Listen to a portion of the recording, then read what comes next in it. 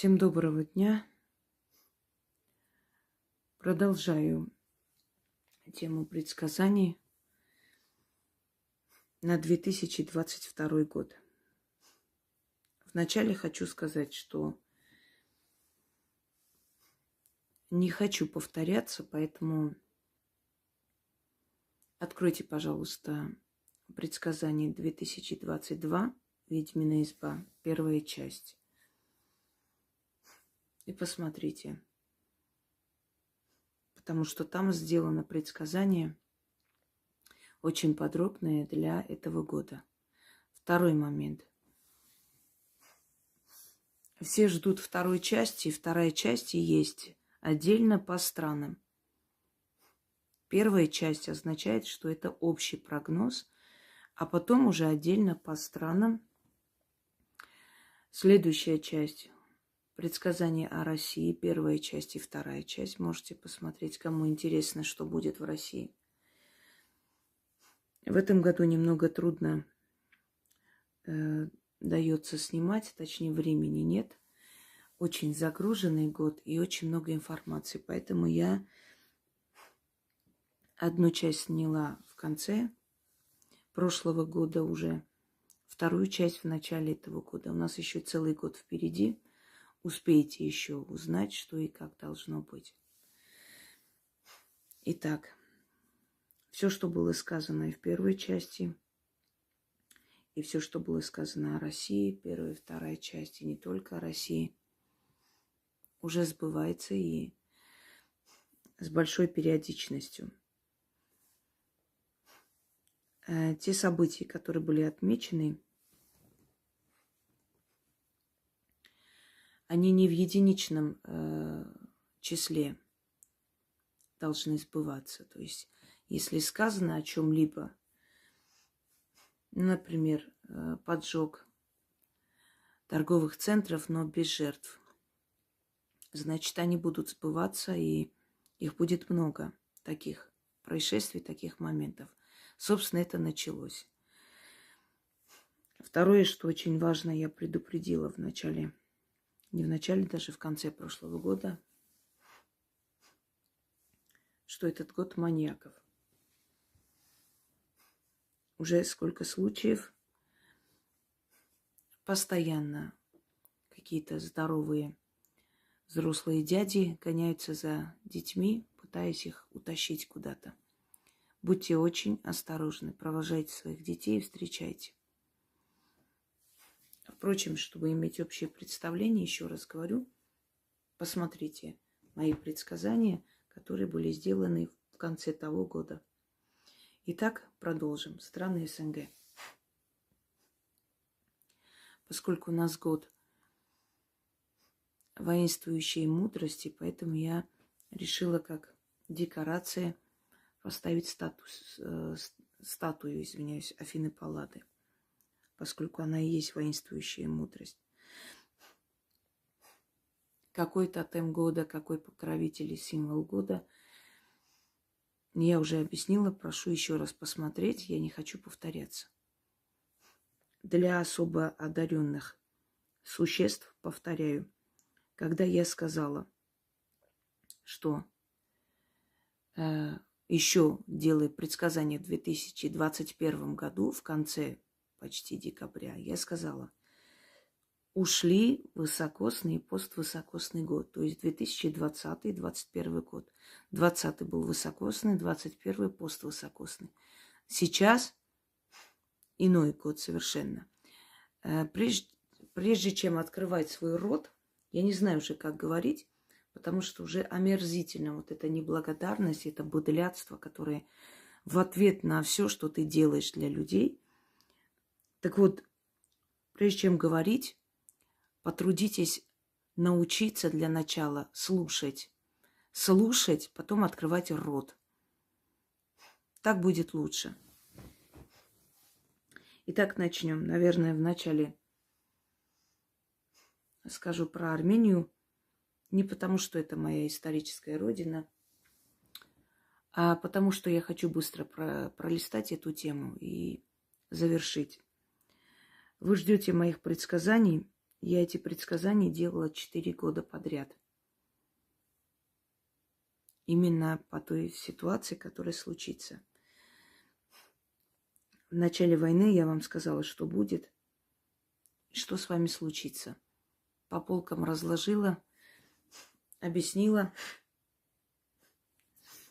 предостерегла.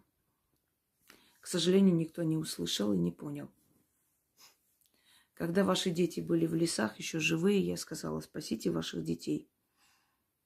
Призвала, предостерегла, объяснила, разложила по полкам, даже сказала, где они находятся. Я не спала на всем, то есть протяжении этой войны. Все 44 дня практически я не отдыхала. Я давала ритуалы различные для матерей, как начитать сыновьям, чтобы те спаслись, вернулись назад. Многие благодаря этим работам вернулись. Потом мы совместно проводили работы для того, чтобы пленных освободили. Многих начали освобождать. Случились невероятные вещи, которые просто были неожидаемы, невозможны. Но магия, силы нас услышали.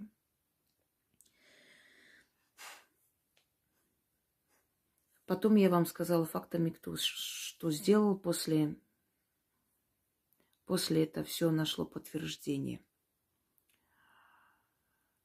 Потом, перед тем, как вторые выборы начнутся, я вам сказала, что ожидает людей, которые пойдут и вновь приведут к власти предателя. Я устала. Я устала от вас. В Армении всего, может, 15-20% настоящего армянства, у которых болит душа, которые переживают за павших, за преданных смерти героев. Остальное быдло масса, которая гуляет, пьет, радуется, которая считает, что все обязаны и должны им, все страны должны их защитить, диаспора должна их содержать, а они должны пить, гулять, радоваться жизни дальше.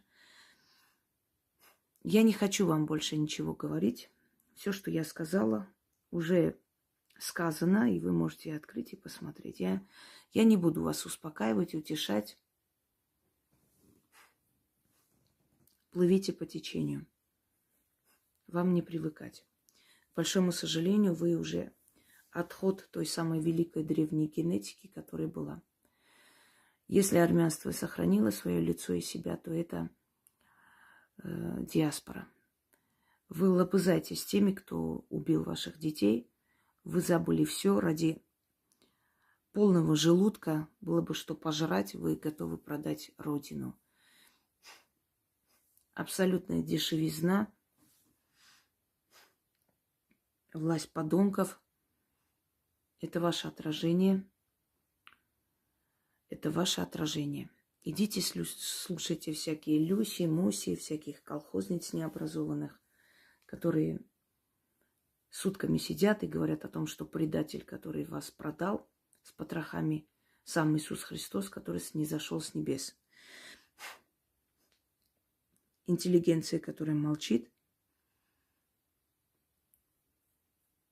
Генералы, которые молчат. Позор вам. И мне вам сказать больше нечего. Я не хочу возвращаться к этой теме. Вы недостойны моих предсказаний. Вот и все. Не ваш уровень я. Вот в чем дело. Уровень у вас слишком низкий, чтобы понимать мои предсказания и принимать. Ваш уровень, вот эти колхозницы, которые сидят, вас обманывают. Слушайте их дальше. Заполонили сектами, заполонили какими-то грязными организациями. Вы превратили мою родину просто в Содом и Гоморра. Мне стыдно. Вы абсолютно эгоистичные существа, которым все равно, что чувствуют армяне вне Армении, которые для вас столько сделали. У вас нет ни стыда, ни совести, у вас нет ничего святого. Вы празднуете свадьбы, жрете, пьете возле древних храмов, которые составляют мировое наследие Вы показываете всему миру наш народ в варварском таком состоянии, что не соответствует действительности. Мне очень стыдно, что и вас, и нас называют армяне, потому как вы от нас очень далеки, что касается армянства. А те люди, которые там есть и остались, 20% абсолютно достойных людей, у которых душа болит, очень больно смотреть, очень больно это все лицезреть. Это просто золотые дети. Они еще дети. Это золотая молодежь. Вот именно та самая золотая молодежь. Друзья мои, возрождайте национальное, соединяйтесь с корнями. Я вам скажу, что эта грязь сметется. Осталось недолго на самом деле. Недолго. Но после того, как эта грязь сметется, запомните всех существ, кто предал и продал свою родину, память своих павших детей, всех. И знайте, что постепенно нужно очищать нашу генетику от этой грязи. Очищать. Не прощайте их. Не прощайте никогда. А диаспоре мой совет. Не хотите дальше вот за этим всем наблюдать, перестаньте им помогать. Я сказала и повторяюсь. Однажды бараны восстанут и сожрут своего чабана. Это время не за горами. Вы сами выбрали это будущее. Каждый дрожит за свою шкуру, пока до вас не добрались. Если чужой ребенок погиб, ничего страшного, можно погулять на свадьбе. Доберутся до тебя, будешь орать о своих правах. Я не хочу о вас ничего говорить больше. Правда, вы мне противны. Просто. Абсолютно. Не хочу. 5000 лет проливали кровь наши деды и прадеды за эту землю, чтобы вы нечисть там заселяли. Ужасно омерзительно. Я не знаю, каких детей вы воспитаете, какое поколение. Но то, что вы давно уже не те, что были во времена Тиграна Великого, это факт. В конце каждого тысячелетия так бывает. Грязь сметается. По крайней мере, я рада, что вы показали свое истинное лицо, и романтика слетела, и вот эта вот идеализация Родины и своей нации как-то улетучилась. По крайней мере, мы трезво поняли, кто вы есть, на что вы способны, как вы продаете память своих детей.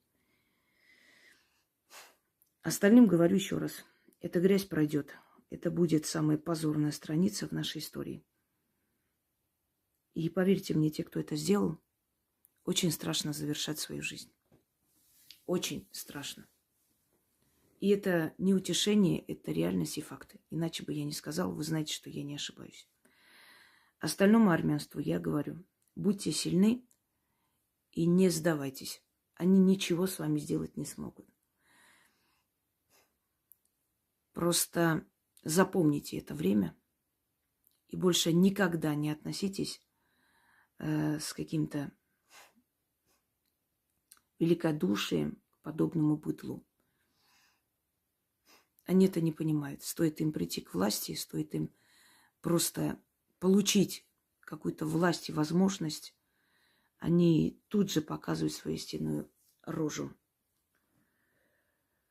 Итак, дорогие друзья, тему Армении прошли. Кому это интересно, смотрите мои предсказания прошлого года, позапрошлого года. Я все это говорила уже. Придет ли сильный человек? Да. Он придет. Я это сказала 3 года назад. Он придет. Позвольте больше ничего не говорить об этом. Это очень, очень больная для меня тема. Все вернется на круги своя. Единственное, что мы не вернем, это тех павших детей. Каждый из них мог бы принести нашей стране колоссальную удачу и помощь. Но вы их не оценили. Когда нация не ценит то, что имеет, это у него забирают. Запомните это. Вы столько раз говорили, зачем нам этот Карабах, зачем мы зря погибаем, нафиг он дался. В конце концов, оттуда поняли и сказали, не надо вам, забираем. Живите без этого. Ну что, вам легче? Хорошо жить. Каждый день в плен попадаете, каждый день убийство. Ну, отдали. Нормально так? А вы знаете, что чем больше отдаете, тем больше аппетиты с другой стороны возвышаются. Не слыхали? Давайте на этом все. Так, перейдем к другим странам СНГ. Друзья мои, в СНГ пока что один гегемон. Если кто не знает, что это такое, это страна, которая ведущая, которая главнее. И это страна Россия. Неудивительно, потому что это самая большая страна в мире. Кроме всего прочего, это страна, которая, как бы назвать, политики это называют газообразная политика. Смотрите, каждая страна имеет свою защиту. Китай стену строил, да, кого-то защищают стены гор, это Кавказ. Америку защищают моря. Ну, океан, моря, да. И так далее. У каждой страны есть определенная защита. Даже у арабских стран есть защита. Это пустыня. Пустыня, которую не так легко перейти. То есть есть определенная буферная зона, стена, которая символическая стена или настоящая, которая защищает эту страну от набегов, от нападений и прочее. У России этого всего нет. Единственное, это северная часть России, омываемая океанами и морями, которая защищается, да, защищена, вот она, буферная зона. Поэтому у России такая газообразно-ползучая политика называется. Для того, чтобы защитить свои границы, она поглощает мелкие, большие страны. И поглощает, если поглощала тогда именно завоеваниями, подчинениями себе. Как говорила Елизавета Петровна, Россию победила только Орда, а теперь Орда в составе России. Вот, единственный выход был для России обезопасить себя, это вбирать в себя те народы и страны, которые изначально, испокон веков, все время совершали набеги на границы. Вот после падения Золотой Орды Россия начала отвоевывать себе обратно те ханства, которые образовались на ее территории. Астраханское ханство, Калмыкское ханство, Северное ханство, да, Крымское ханство, Башкирское ханство, то есть, входило это в Крымское ханство, так далее и так далее. Вот она вобрала в себя эти ханства и тем самым себя обезопасила от дальнейших набегов. Люди стали, народы, проживающие в этих ханствах, потом, Казанское ханство, Крымское и так далее. Народы, проживающие там, стали россияне, и все. И то есть вот эта вот возможность и какое-то желание этих народов на нападение и завоевание границ России отпало, потому что они оказались внутри этой страны. Так вот, вот эта газообразная политика России, естественно, сейчас эта ползучая политика, она завоевывает эти страны уже своей культурой, уже своими месторождениями. Они полузависимы. Какие-то страны зависимы от России, какие-то полузависимы и прочее. То есть другого выхода у этих стран и нет. Это не сказано в таком контексте, как бы, знаете, некуда им бежать и некуда деваться. Нет. Просто поскольку это самая большая страна с большими ресурсами, да и с родственными связями, с историческими связями. Мы же рядом живем все. Это не Америка, которая формировалась из беглых каторжников, понимаете? Это народы, которые тысячелетиями находятся рядом. Естественно, у них между собой уже культурный обмен, и поэтому эти народы, понятное дело, уже адаптируются к такому порядку, что гегемон, то есть главнейший, управляющий, делающий погоду в СНГ сейчас уже является Россия. Поэтому от политики России очень многое зависит и что произойдет в этих странах. Хочу предупредить страны СНГ и жителей стран СНГ. Это год революции и больших потрясений. То, что в России стабильная ситуация в 2022 году, это не говорит, что такая же ситуация может быть у тех стран, которые вокруг России. Это год война, это год разбоев, это год беспорядков, это год постоянных выходов, митингов, жалоб, это год свержения властей. Это год, когда будут уходить и старые лидеры, и новые лидеры. Это год, который даст толчок некий такой. Во-первых, начнем с того, что Америка начнет уходить потихоньку из этих стран, потеряет свое влияние. Потеряет свое влияние и начнет кидать тех, кому покровительствовала. Вспомните Афганистан, как только талибы вошли в Афганистан, американцы просто кинули тех, кто на них надеялся, и убежали. То же самое будет здесь. Предупреждаю про американских лидеров, про американских депутатов и прочее, прочее. Вы будете брошены. Более того, в Америке будут на вас заводить дела. Ну, мы доберемся до Америки еще. Пока, что касается вас, в Америке на вас будут заводить дела. И дабы спасти свое лицо, американские правители, американские лидеры, американские партии будут осуждать вас, тех, которые вчера были их марионетками. Итак, русофобские, антироссийские настроения опять возьмут верх. Они возьмут верх в Туркменистане, они возьмут верх в Казахстане. Я про Казахстан уже говорила. Кому интересно, откройте, посмотрите. И все сбудется и получится ровно так, как было сказано. Хотите вы этого или нет, это уже ваше дело. Но оно именно так и будет. Иногда, конечно, очень приятно делать вид, что ты не видишь правду. Ибо правда, она вообще горькая пилюля. Но приходится глотать, потому что никуда не денешься. Это написано в мировой памяти, в этих пластах информационных, и оттуда и приходит эта вся информация. Теперь, еще раз повторяюсь, время лидеров женщин.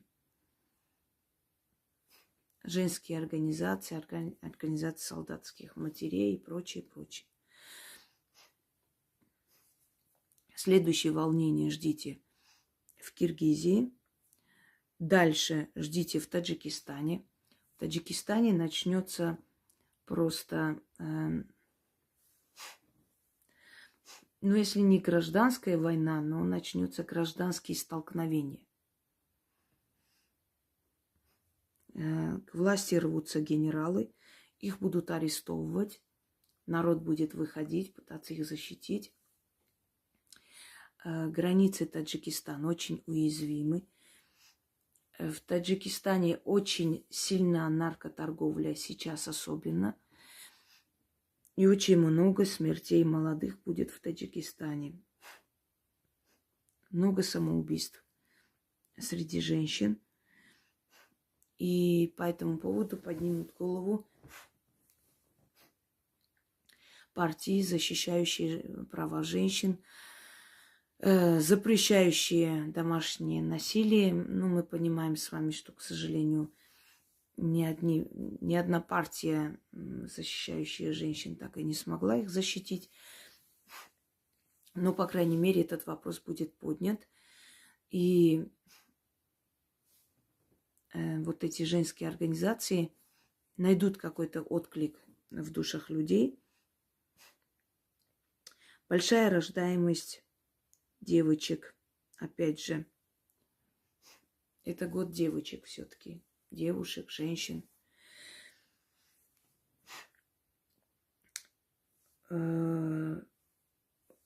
Какой-то развал большого здания в Таджикистане, жертвы и некачественное строение. Вообще в Таджикистане сейчас начали очень много строить, очень большие высотные дома и прочее. Там почва не предусматривает. Есть горные местности, есть местности, где песчаная почва.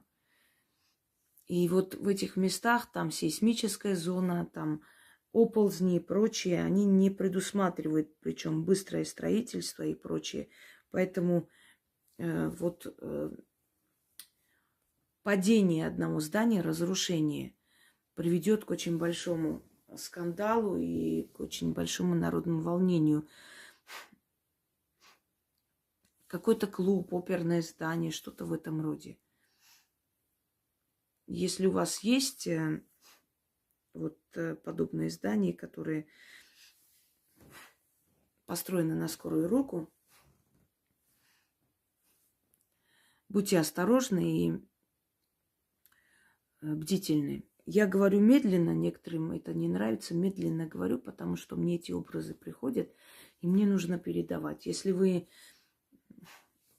знаете другой способ ясновидения, пожалуйста, вы можете сами снять, и мы посмотрим. Научите нас, как правильно нужно это делать. Пока что более четкие и ясные прогнозы даю только я, и те, кто облаивает меня в жизни своей, не рискнут это делать, потому что недостаточно просто говорить, это все должно еще сбываться, а это сбывается. Итак, далее. Поднятие цен. И начнется новый проект в Таджикистане. Молодые семьи. Люди, которые женятся, государство будет им обеспечивать, давать возможность купить дом, либо построить дом, одним словом, землю. Таким образом будут поощрять рождаемость и попытаются помочь молодым семьям. В Таджикистане станет модной многоженство. Оно уже есть, но станет модной, и ведут закон под названием брак для удовольствия или брак удовольствия. Такой закон есть в арабских странах.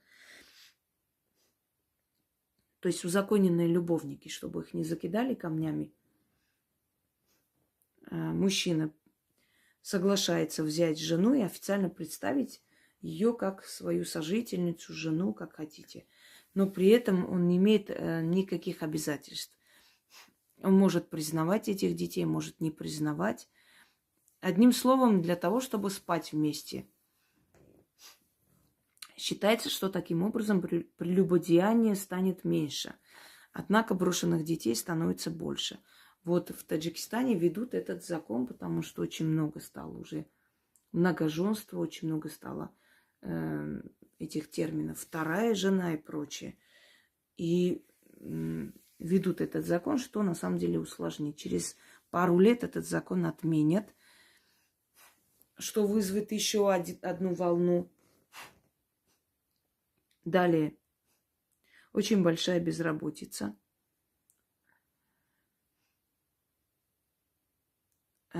Чиновничий беспредел. И политические убийства. Они касаются всех стран. Знаете это. И там начнут умирать знаменитые люди. Причем не старые. Вот знаменитые люди друг за другом начнут умирать. То убийства, то еще какие-то и так далее. Почему-то такой год, что обеднеет вот культура этой страны, и удар придет именно по знаменитым людям. Далее.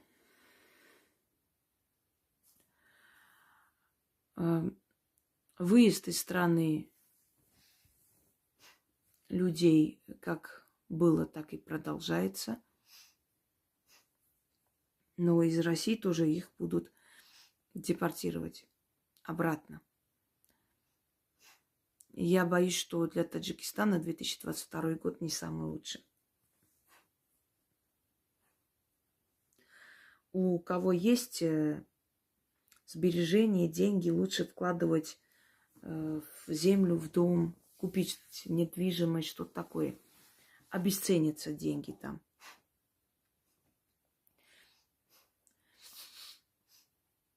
Обанкротится большой банк, который принадлежит одному из чиновников. Его арестуют, следовательно, банк обанкротится и начнется цепная реакция. Для Таджикистана все-таки год бедный, не очень хороший. Засуха, хотя программа для сельского хозяйства будет как бы выдвинута вперед, но это мало что даст. Люди не могут себе позволить вкладываться в сельское хозяйство. Помощи нет никакой, очень высокие налоги. Технику нужно покупать и прочее, и прочее. И следующее, что я скажу, очень много иностранных и иноверных невест ждите у себя. Очень много браков с иностранками. Причем после этих депортаций они будут уезжать, чтобы жить с мужьями там.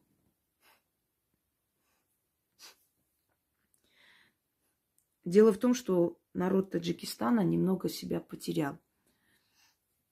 Он очень сильно отошел от традиций, от обычаев, которые сохраняли тысячелетиями. Вот этот строй, да, выручка, большие кланы, семьи. Он сильно отошел от этого всего. Вроде не европеизировалось, но и от своего отошел. И поэтому вот вследствие этого это такое наказание некое. Когда люди отрываются от корней, у них начинаются очень большие проблемы. Начинаются проблемы в стране, начинаются проблемы между гражданами этой страны. Они друг друга не слышат, не понимают. Каждый гнет свою линию. Мало стало там патриотов, мало стало людей, которые переживают, понимаете, больше набивают свой карман. Вот после 90-х, после этих гражданских войн, после этих кровопролитий, все же восстановилось более-менее вот это все.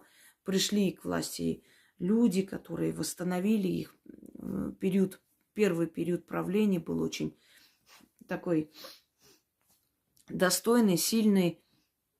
Они хотели поднять страну, и у них была вот эта любовь к своей родине, к своей истории, к своим истокам.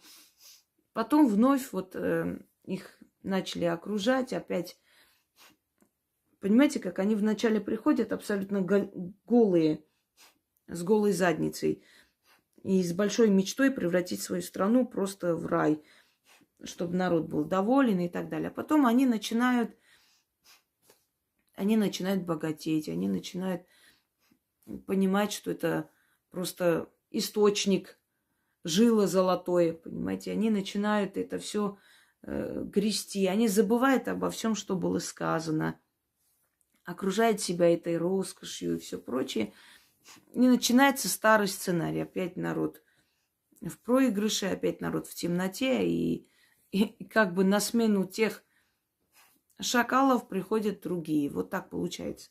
Ну, у Таджикистана после советской власти, наверное, так и не появился тот самый лидер, который сможет эту страну вытащить. И самое страшное, что я хочу сказать, народ потерял вот это вот жалость и сочувствие к друг другу. Они друг друга обманывают, они обманывают друг друга здесь. Они обманывают родственников друг друга, кидают. Могут поехать сказать, что там их сын паспорт потерял, нужно выкупить, взять деньги, привезти, не отдать. То есть они сами вот ведут себя по отношению друг к другу настолько вот неправильно, мягко говоря. Из-за этого многие люди, если они теряют документы и прочее здесь, они не могут ни в посольстве Таджикистана найти помощь, ни среди своих соотечественников, и люди остаются просто ни с чем, начинают на вокзалах попрошайничать, умирать и так далее. Это ваша беда, понимаете? Если вы меня слышите, вы должны себя тоже винить и критиковать. Я хочу, чтобы народы, для которых я делаю эти предсказания, меня понимали правильно. Я не учу вас жить, но человек, знающий, видящий будущее, понимающий, в чем корень зла, я вам просто говорю, относитесь самокритично к себе, не идеализируйте себя, посмотрите, какие минусы и неправильные шаги у вашего народа, и начните это исправлять. Потому что как к нам обращаются, как у нас складывается судьба, как у нас страна живет и так далее, это все наша вина. Ведь все зависит от одного человека, то есть от каждого из нас. Если каждый из нас будет делать все от себя зависящее, чтобы в мире было много добра и хорошего, мир совершенно изменится. Но ведь мы валим на других, пусть другие сделают, потом я, может быть. Вот что произошло с Таджикистаном, понимаете, устои и так далее. В деревнях еще, в селениях, в глубинках это еще сохранилось. Выручка, там, взаимовыручка, помощь и так далее. А дальше оно теряется. Забылась святость брака. Мужчины приезжают здесь, забывают свою семью, находят новую женщину, оставляют просто, по сути, в бедности, в нищете ту свою семью, которую они создали и так далее. Конечно, за это идет наказание. За это на народ падает наказание. Если народ забывает свои истоки, если народ забывает все, что было ему дано изначально, как народу, да, вселенным, мирозданием, то этот народ проходит некое наказание, пока не поумнеет. Начнутся стычки, начнутся очень такие разборки между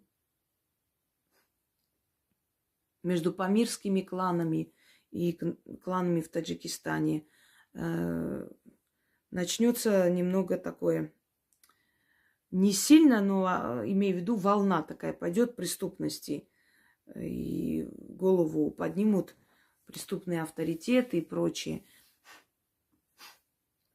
С памирцами начнется такое не очень. Всегда они были так себе, а сейчас как прям обострились. Какие-то события произойдут между ними, что обострит еще больше. Там убийства, разборки, одним словом. Просто памирцы считают себя другой нацией. И они, в принципе, правы, они другая нация.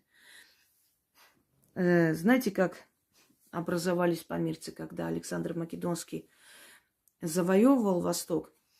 Он остановился в Памире и построил там город, создал там форт для себя, оплот, и женил 10 тысяч своих солдат, греков, латинянинов, разных национальностей, которые служили. Он женил на местных женщинах. Это время, этот момент называется Великая свадьба. И вот так образовался памирский народ. Собственно говоря, они наполовину местные, наполовину европейцы. Поэтому между ними все время стычки. Хотя они очень красивые люди. Они очень красивый народ. У них европейские черты, они голубоглазые, светлые и так далее. Итак, я думаю, что про Таджикистан достаточно, чтобы вы просто поняли, как лучше себя вести. Узбекистан. В Узбекистане начнется травля старых властимущих. Она уже была, но в какой-то момент это остановилось. Опять начнется с новой силой прямо травля. И ненависть к старой власти настолько велико, что будут прям заходить домой, и будет убийство целых семей. Старых кланов, те, которые накопили богатство.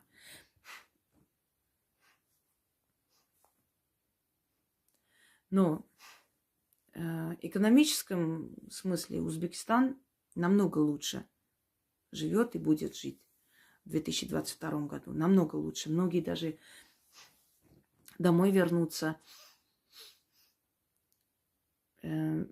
Будут такие масштабные строительства. Медицина станет более доступной. Врачей будут приглашать. Даже какая-то знаменитая клиника откроется, скорее всего, в Ташкенте. Откроется клиника, и там прям вот такая станет, знаете, такой врачебный оплот. И туда будут из всей Азии ездить потом лечиться. Высокие зарплаты дадут, врачей пригласят, купят оборудование. Прям целый такой больничный городок. Реконструкция старой мечети. И рядом построят медресе, наверное, да, потому что видно духовная школа. Начнутся очень сильная охота на радикальных религиозных деятелей, начнут их арестовывать. Там прям есть такая закрытая община. Там аж гаремная система, прям закрытая община, где они живут. И вот начнут их под них копать и вытаскивать наружу, и арестовывать. Очень серьезно за это взялись, потому что начали пропадать женщины, начали уходить туда, начали... И вот это вот трафикинг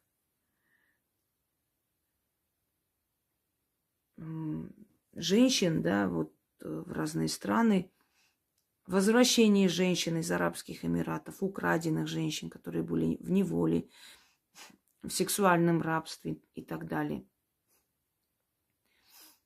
Очень такие вот перемены, где-то такие немножко страшноватые для начала, да, которые будут потрясать сознание, но нужные перемены.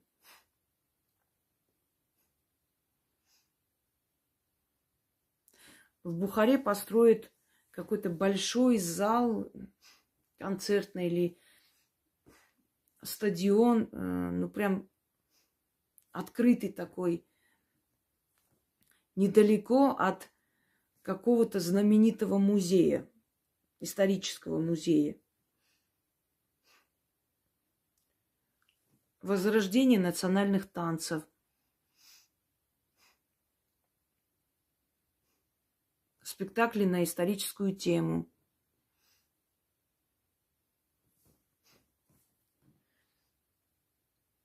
Наверное, Узбекистан вот более-менее из всех стран более прорусский останется.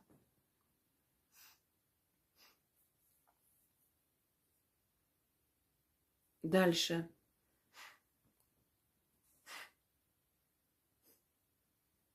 Найдут месторождение драгоценного камня, который никогда не было там. Найдут случайно. Дальше. В Ташкенте будут строить некий комплекс и найдут подземный город. Этому городу много тысяч лет. Может, больше 5000.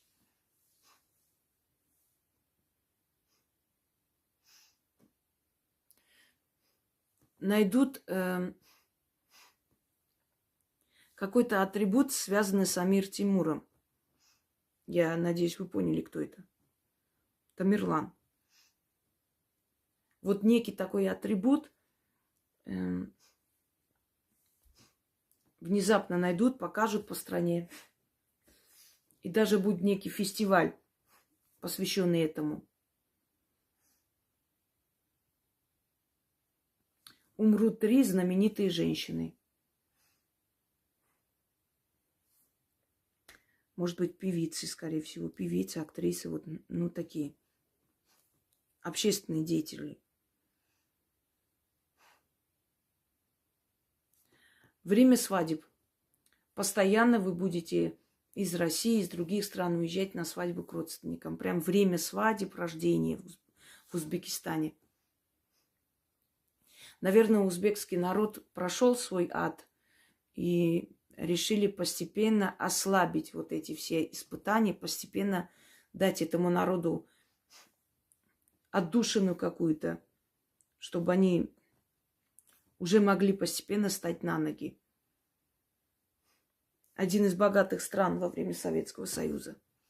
Помните фильм «Ташкент. Город хлебный»?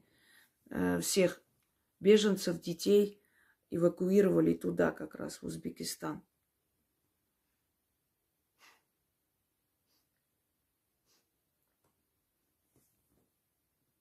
До наивности добрые люди иногда.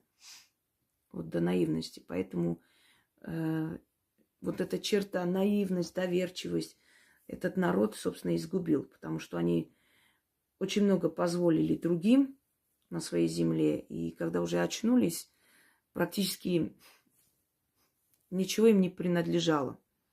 Все скупили, все забрали, понимаете. И теперь они работают на этих крупных магнатов.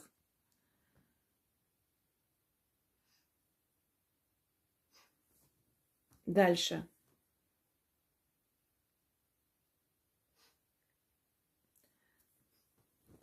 Поля будут раздавать между крестьянами, и поголовье скота в сельском хозяйстве, там каких-то фермерских хозяйствах будет увеличиваться.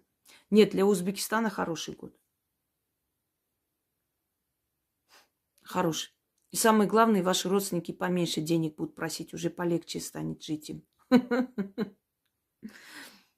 Наконец-то отстанут. Так что, если они скажут, что они плохо живут, скажите, не звездите. У вас все нормально, мы уже слышали. Нечего у нас постоянно просить, а то привыкли. Привыкают к хорошему, быстро привыкают, знаете. Им же кажется, что здесь люди прямо на улицах деньги собирают. Они не представляют, насколько это непросто и нелегко в чужой стране. Будучи чужим, всегда второсортным, подниматься. Они на самом деле не представляют просто. И они не понимают, что у них более спокойная жизнь, потому что они в своем доме, никто им не скажет, уезжай, там, я сдаю или продаю. У них моральное, душевное спокойствие. И так уже получается, что те, которые работают, люди здесь, да, они как-нибудь живут, чтобы туда отправить. А там живущие родственники ни от чего не отстают. И дни рождения, и свадьбы, и все. Все как положено, по полной программе. Вот как получается. Но при этом почему-то всем кажется, что все в России живут просто шикарно. Я думаю, что на этом достаточно для Узбекистана. Пойдемте далее. Грузия.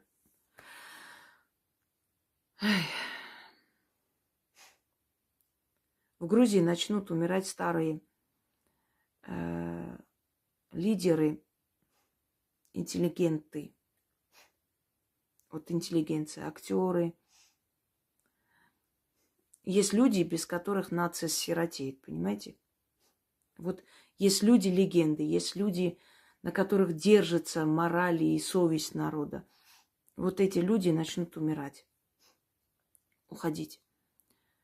Часто будете прощаться со знаменитыми, великими людьми, которые были просто душой и сердцем преданы своей нации, своему народу.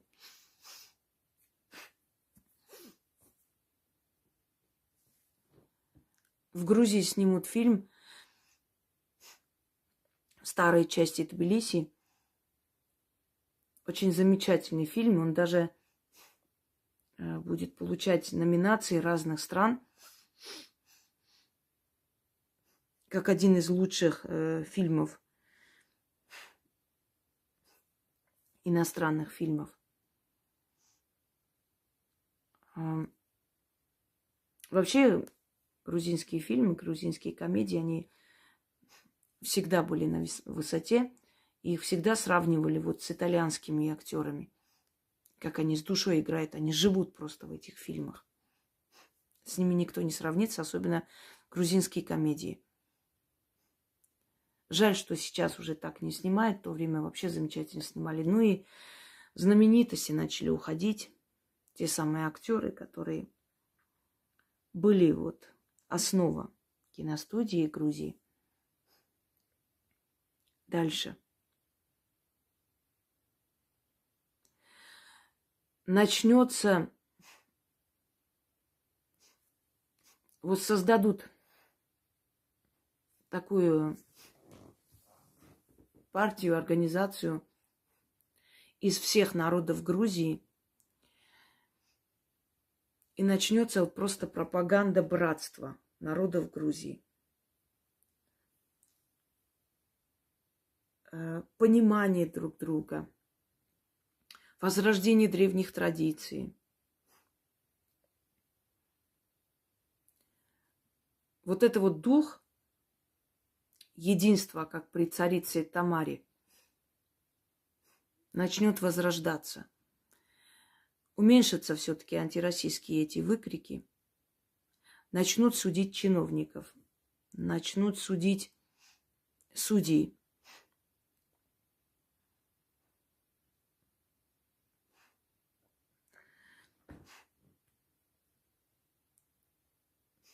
Опять парламент Грузии начнет меняться. Далее. Опять лидеры женщины-политики начнут брать верх.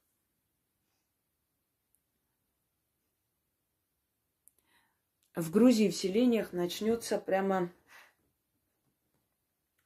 вот какое-то такое одержимое строительством мостов, асфальтирование дорог, ремонты школ. Как-то они этот год в Грузии тоже возьмутся за сельское хозяйство.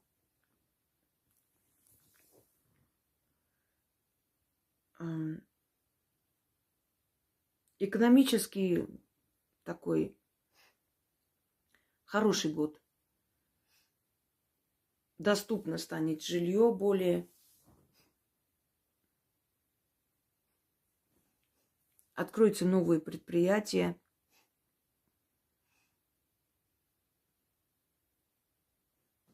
Но с Турцией испортятся отношения. С Турцией будут такие нехорошие происшествия. В частности, в Батуми начнутся волнения народа именно с требованием запретить им покупать земли, покупать какие-то большие концерны. А турки закупают там все практически. Вот в этом отношении год народных волнений все же. Еще раз ждите против цветных братьев шествие. Будет большое шествие духовенства. прям акция какая-то. Чуть ли не несколько недель они будут ходить по Грузии, это будет сниматься, они будут собирать народ, они будут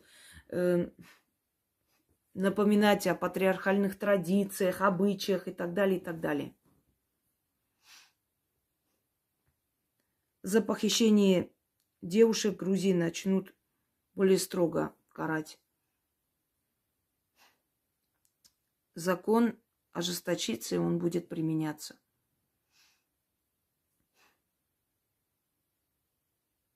В школах агрессии детей.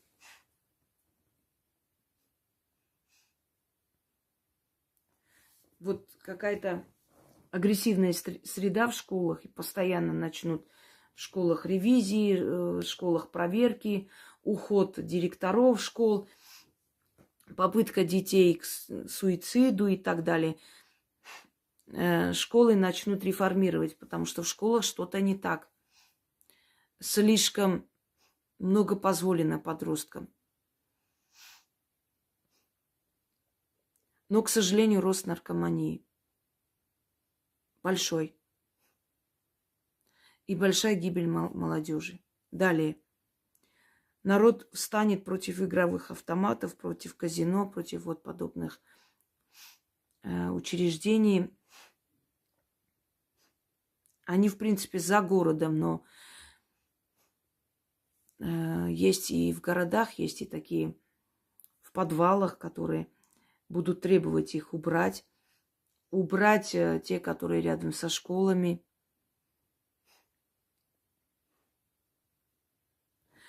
В Грузии построят такие маленькие поселки то есть детские городки называются, для детей-сирот, для детей, которые без надзоров, которые брошены, у которых там родители безалаберные и так далее. И их будут воспитывать приемные родители, которым все дадут и всем обеспечат. Дом, возможность, транспорт, деньги, еду и так далее. И вот они будут создавать такие семьи, селения из таких семей. А потом эти дети там же будут строить свои дома, будут создавать свои семьи. И через много лет это селение прям превратится в такое, знаете, как бы начало какого-то нового проекта, который даст толчок тому, чтобы дети имели возможность достойно жить, получать образование и строить свою семью, и при этом под надзором государства. Беспризорные дети.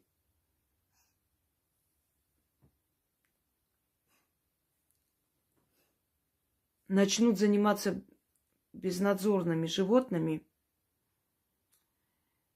и осудят, посадят человека, который занимался этим всем и прикарманил большие деньги. То есть, которые были отпущены именно на вот это все дело.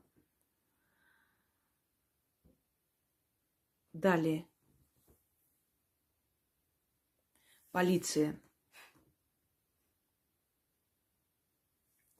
Полиция начнет какую-то акцию по примирению и возвращению как бы уважения и доверия народа. Наверное, будет называться «Навстречу к своему народу». Будут проводить переэкзаменовки, новые правила общения с гражданами и прочее, прочее.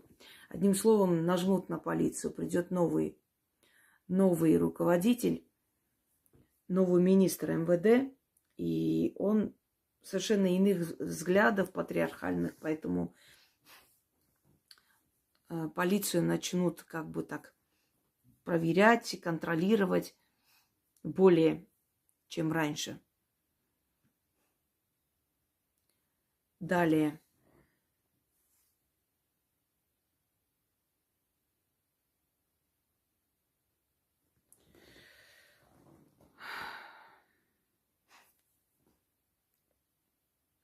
Военных таких операций в Грузии не предвидится в ближайшее время.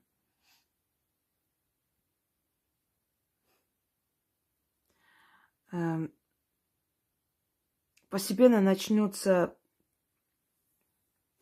агрессивное отношение к американским ставленникам. Они себя не оправдали, и Грузия начнет их вытеснять оттуда. Далее.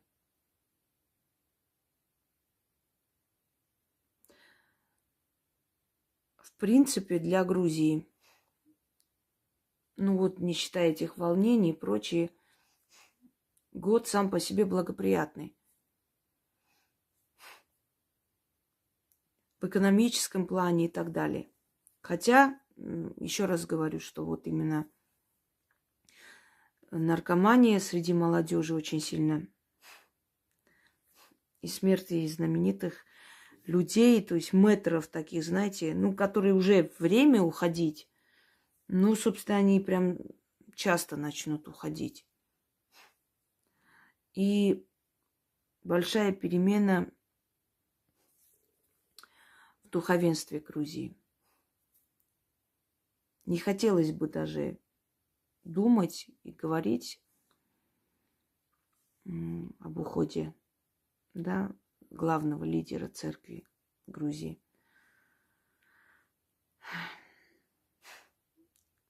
Не настраивать людей на это.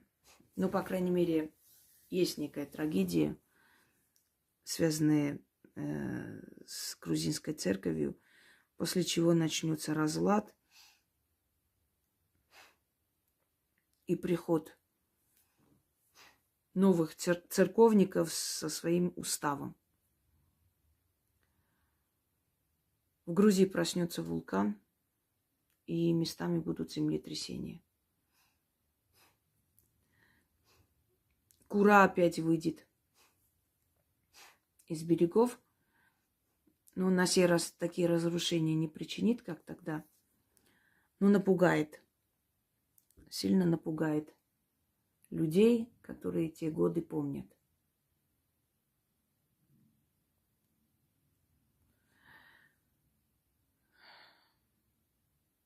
Династия Багратиони, скандал, связанный с ними, покупка какого-то крупного земельного участка, постройка нового какого-то знаменитого здания, очень напоминающий крепость Средневековья. В Грузии войдет в моду в домах делать такую обстановку средневековой Грузии. Знаете, минимализм. Камни, шкуры зверей, то есть вот кинжал, там меч и так далее. Вот что-то, вот такой минимализм. Даже в ресторанах, даже в таких ночных клубах и прочее начнут вводить вот эту вот моду, возвращение к национальным строениям. И в Грузии будет построен такой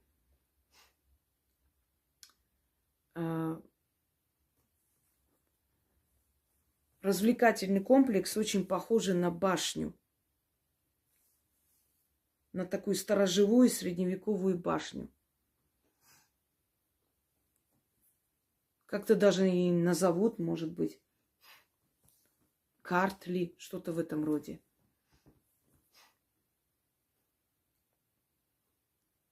Снимут мультфильм про этнарха Грузии Картлос. Исторический цикл программ, посвященных средневековой Грузии. снимать и показывать в школах.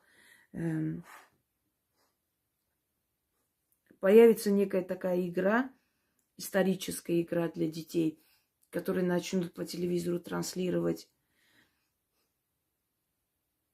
Далее.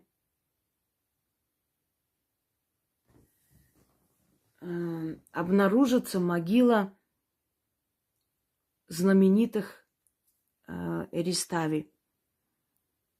Чтобы вы поняли, это в переводе означает глава народа, главы народов, знаменитых Эристави, то есть князей.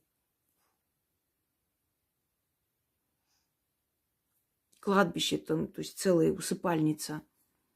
И оно будет в каком-то таком, знаете, фундаменте старой советской школы, которые полуразваленные, вот они это все снесут, чтобы там что-то построить, и вот найдут. Это будет очень такая находка, которая вдохновит народ.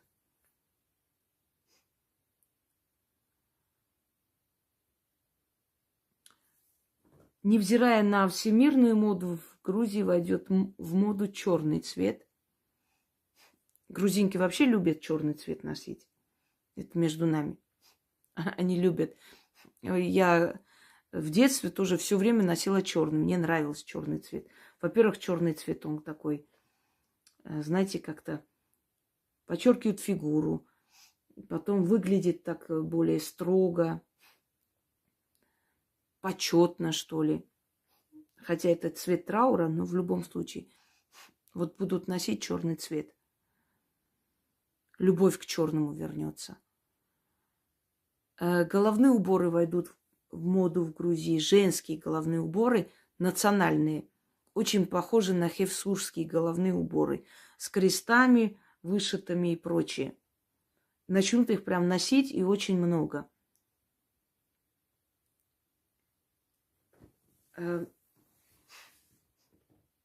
Далее. Войдет в моду деревянные украшения. Деревянные бусы, деревянные четки, деревянные кресты, деревянные какие-то изображения дерева. Браслеты деревянные, коричневые такие, темно-серые, вот такой окрас. Далее.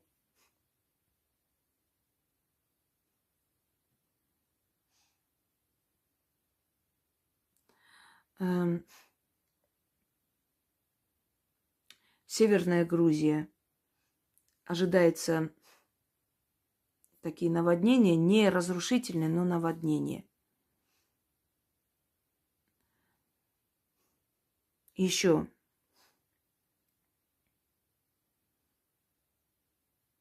поджигание ферм людей, конкуренция, вот такой вот подлые поступки. Их потом найдут. Организаторы, такая маленькая молодежная банда, которая этим занимается.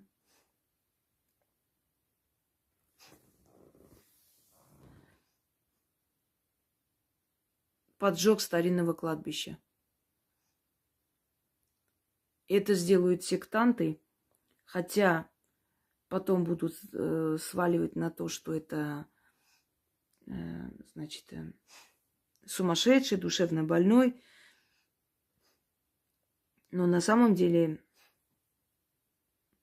такая нехорошая организация, ну, как секта, подняла голову.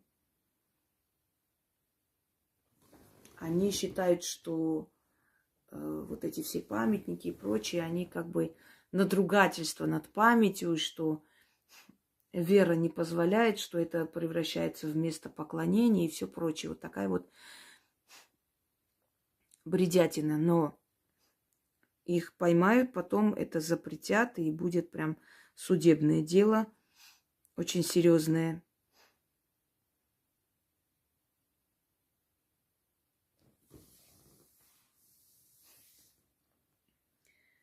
Так.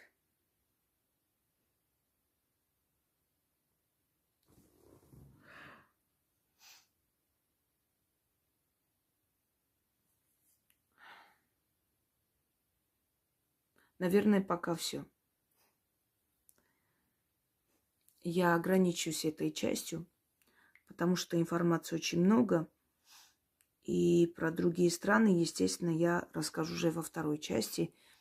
Буду постепенно, вот в этот месяц, постепенно по частям снимать и выкладывать. Я про все сниму, все, что обещала и говорила в начале года. Пока что переварите эту информацию, особенно те, кто из этих стран, да. И остальное поэтапно буду снимать. Всем удачи и до новой, ну, не нового эфира, до нового видеоролика, до новых предсказаний в ближайшее время. Мне нужно немного набраться сил. Очень много информации, которую нелегко все передать.